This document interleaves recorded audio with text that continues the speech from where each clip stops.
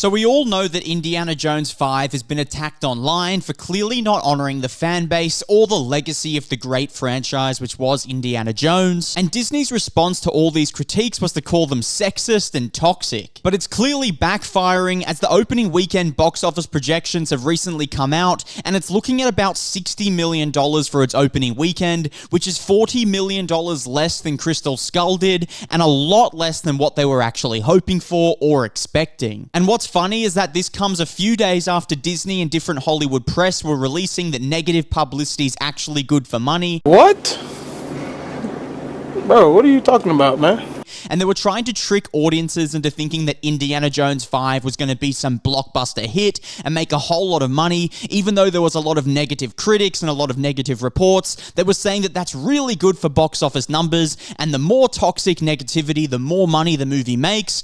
Well, that seems to be false. And I can actually attest to this because I see so many comments on my YouTube channel saying, why does anyone go and watch these Disney movies? Just don't go and watch them. They'll stop making money and they'll stop making bad films. And this is exactly what's happening. You can clearly see with these box office numbers being so low that people generally are just not interested in watching Indiana Jones 5, and they're just not going to go out and watch this movie and spend their hard-earned money on a movie like this, when around the same time they could be watching Oppenheimer or Barbie or Killers of the Flower Moon or Dune Part 2, which comes out a few months later. So clearly people aren't willing to spend their money on watching Indiana Jones 5, and all those reports about how negativity is good for numbers has been completely shattered and proven completely false, and once again, Hollywood is lying to us fans. And this is just testament to honoring the fan base and honoring the legacy of the story that you're telling. Because by them not honoring the fan base of Indiana Jones, and by people judging from the trailer and seeing how this movie's got nothing to do with honoring the fan base at all, and how this movie's just not going to be a good addition to the Indiana Jones franchise, they lose out on so much money. And it goes to show that the best way that you can maximize profits in the Hollywood movie industry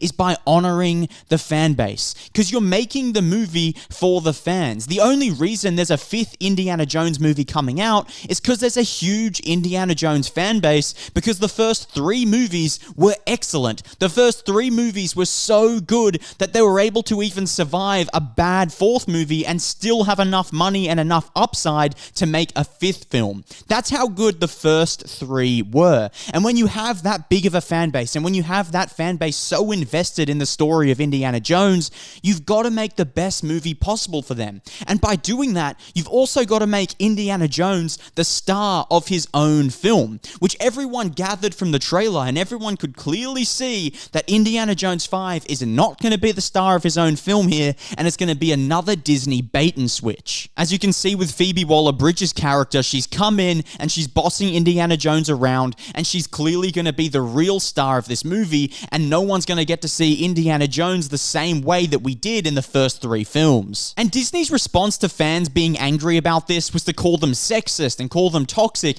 and say they don't want to see a great female lead. And that's not the reason. They're perfectly fine to see a great female lead when a movie should have a great female lead. But a movie like Indiana Jones should be about Indiana Jones. How can you have a female lead in an Indiana Jones movie where Indiana Jones is a man and he's meant to be the lead in his own film? Any other character should be there to support Indiana Jones on his journey, be able to support him in the story, but he should be the face and the focal point of the whole movie. But clearly this film is more about Phoebe Waller-Bridge and her character arc than it is about Indiana Jones. And fans have a right to be angry because they're titling the movie Indiana Jones 5, yet the star of the show is not Indiana Jones, and she's clearly coming in to replace Indiana Jones. And people don't want to see Indiana Jones replaced in his own film. So you can't come out and call people toxic and sexist for that when the character replacing Indiana Jones just happens to be a woman, because even if that character was a man, fans would still be angry because they just want to see Indiana Jones in Indiana Jones. It's not that difficult. I don't understand why Disney and so many Hollywood press can't see it,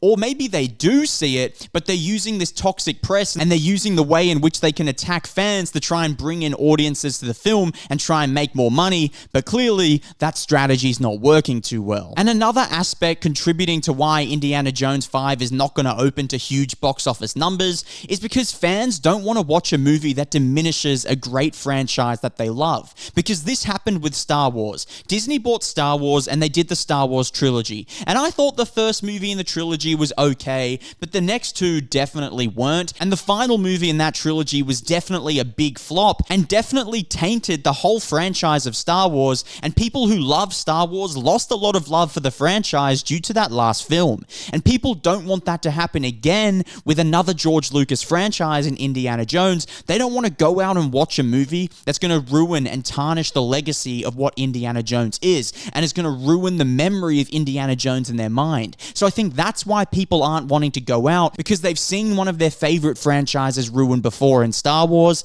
and they just don't want it to happen again in the exact same way. So the question here is, will this big box office flop and back-to-back flops for Disney be enough to get them to finally start listening to their audiences? Because at the end of the day, the only way they're going to be able to conjure up some more trust, and the only way they're going to be able to start making money and being profitable again, is by listening to the audiences and putting out movies that audiences want to watch. But they clearly haven't been doing that. But are they finally going to start listening? Because now it's been back-to-back films where Disney hasn't really done well at the box office, and it's been a lot of their recent films as well. So I don't know if they can keep this up much longer, and they might eventually just have to give in, listen to audiences, and start putting out films that audiences want to watch. But the downside of that is that it's going to take them another 2 or 3 years to actually make these movies and put them out. So by that point, will it just be too late, and will fans have moved on from Disney and want to focus more on other studios' projects? Because at the moment, it's not looking good for Disney, and they're clearly losing millions and millions of fans every day. We've seen reports on how Disney Plus is losing so many members, losing over 5 million members in a week. And you can clearly see in the box office numbers that Marvel, Star Wars, and all the Disney live-action remakes aren't doing well at the box office anymore. So clearly fans aren't interested. So in 2 or 3 years' time, I do think it's definitely going to be way too late for them to be able to save themselves. But I just don't understand how they even got in this position in the first place. Because you can clearly see that with the best franchises, the biggest blockbuster franchises,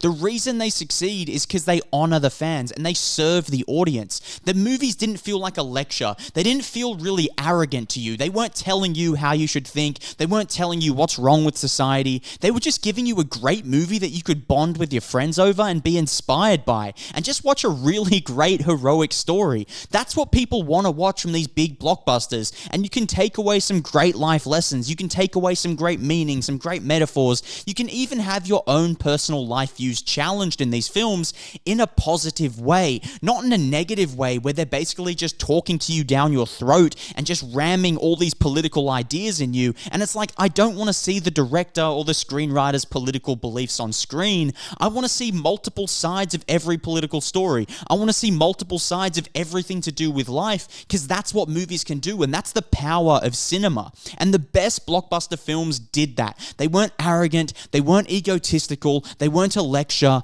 They were just great films that showed you the realities of life, and you can take from it whatever you wanted. That's what fans want to watch, and I don't understand how Disney didn't see that, how they couldn't see that that's the reason these movies succeeded. So the fact they're even in this position in the first place, where they need to make changes and they need to get back to making good films again, just astounds me, because it was pretty obvious that that's why those movies succeeded, but I guess Disney didn't see it, and now they're in a really bad place. But what are your thoughts in this whole situation? Do you think Indiana Jones is going to make a lot of money at the box office? Do you think these box office projections are too low or too high? Let me know down below in the comments. I hope you guys liked this video. If you did, please hit the like button, hit the subscribe button, and I'll see you all on my next video.